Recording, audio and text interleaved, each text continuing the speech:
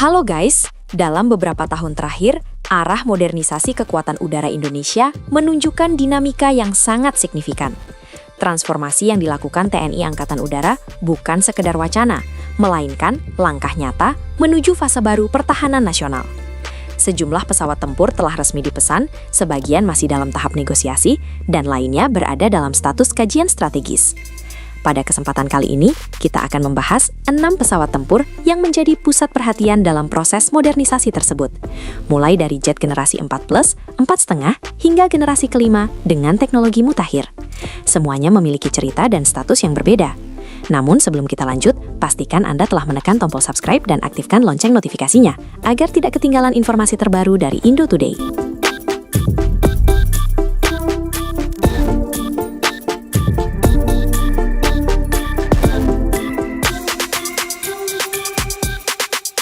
Pesawat tempur pertama yang cukup menyita perhatian pada awal tahun 2026 adalah JF-17 Standar. Jet tempur multi-role ringan, hasil kerjasama Tiongkok dan Pakistan, ini dikenal memiliki fleksibilitas tinggi dengan biaya operasional yang relatif lebih terjangkau dibandingkan pesawat di kelasnya. Pada pertengahan Januari lalu, muncul laporan yang menyebutkan bahwa Indonesia dan Pakistan sedang dalam pembicaraan serius mengenai kemungkinan pembelian sekitar 40 unit JF-17 Standar, beserta paket kerjasama militer lainnya. Pembahasan tersebut berlangsung intens saat kunjungan tingkat tinggi kementerian ke Pakistan.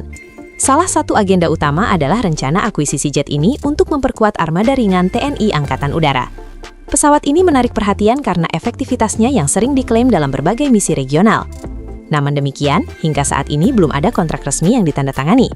Seluruh pembahasan masih berada pada tahap negosiasi lanjutan, termasuk kemungkinan paket pelatihan pilot dan dukungan teknis jangka panjang.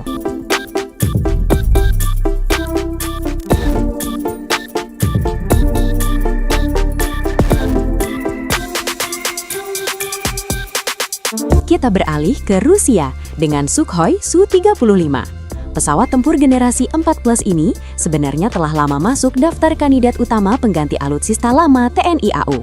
Pada Februari 2018, Indonesia sempat menandatangani kontrak pembelian 11 unit Su-35. Namun, hingga awal 2026, kontrak tersebut belum terrealisasi dalam bentuk pengiriman maupun pembayaran aktif. Faktor utama yang mempengaruhi stagnasi ini adalah dinamika geopolitik global dan ancaman sanksi internasional apabila kerjasama ini dilanjutkan. Hingga saat ini, status Su-35 dapat dikatakan bukan batal secara formal, tetapi stagnan secara praktik. Secara hukum, kontrak tersebut dianggap tetap berlaku, namun menunggu situasi yang lebih kondusif bagi diplomasi luar negeri Jakarta.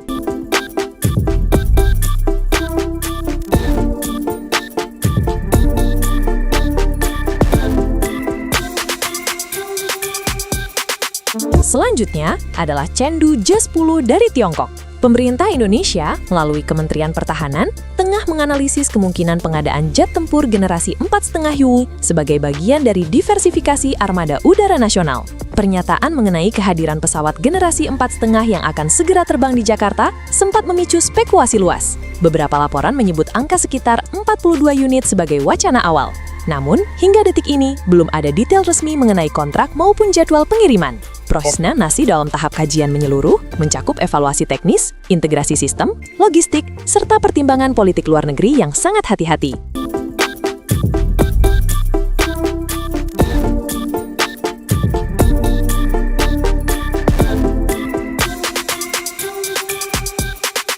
Dari Amerika Serikat ada F-15 Eagle II atau yang lebih dikenal sebagai F-15EX.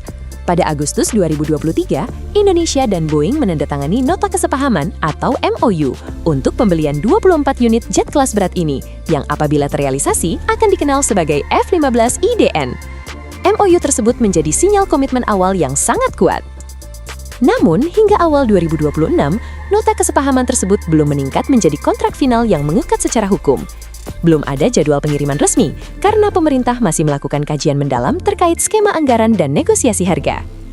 Di sisi lain, Boeing menunjukkan optimisme tinggi dengan menawarkan peluang bagi industri pertahanan lokal untuk masuk ke dalam rantai pasok global mereka.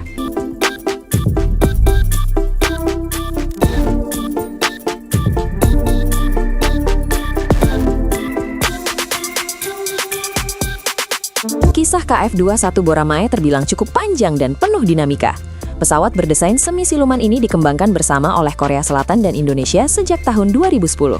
Setelah melewati berbagai fase restrukturisasi biaya pada pertengahan 2025, kedua negara kembali menyepakati pembagian beban yang lebih realistis bagi Indonesia. Kesepakatan ini mempertegas rencana akuisisi unit untuk TNI Angkatan Udara, serta keterlibatan aktif industri dalam negeri dalam proses produksinya. Memasuki 2026, Indonesia tengah mengeksplorasi opsi pembelian langsung beberapa unit varian blok terbaru. Meski begitu, statusnya masih dalam tahap negosiasi lanjutan guna memastikan transfer teknologi berjalan sesuai rencana.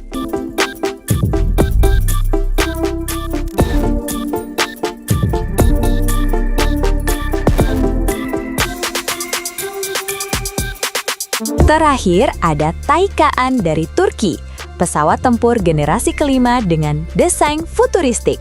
Pada Juli 2025, kesepakatan strategis antara industri pertahanan Indonesia dan Turki telah ditandatangani untuk potensi pengadaan 48 unit KAAN. Kontrak tersebut mencakup kerjasama industri dan transfer teknologi yang sangat luas. Unit pertama direncanakan hadir pada awal 2030-an, secara bertahap. Perlu dicatat, proyek ini adalah langkah paling progresif Indonesia dalam penguasaan teknologi jet siluman, namun tetap membutuhkan tahapan uji coba yang panjang di Turki sebelum benar-benar siap beroperasi secara penuh di pangkalan udara kita.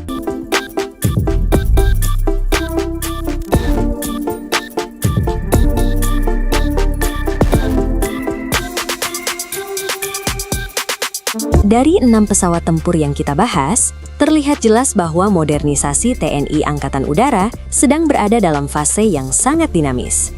Ada yang masih berupa kajian, ada yang sudah masuk kerjasama industri, dan ada pula yang masih dalam negosiasi serius. Semua ini menunjukkan satu hal, Indonesia sedang sangat berhati-hati dalam menentukan arah kekuatan udaranya untuk dekade mendatang. Keputusan yang diambil bukan hanya soal membeli pesawat, tapi juga soal strategi, kemandirian industri, geopolitik, dan keberlanjutan anggaran negara.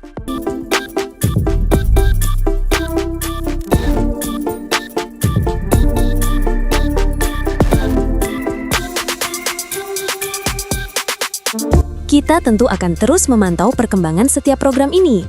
Menurut Anda, dari ke-6 kandidat tersebut, mana yang paling strategis bagi masa depan langit Nusantara?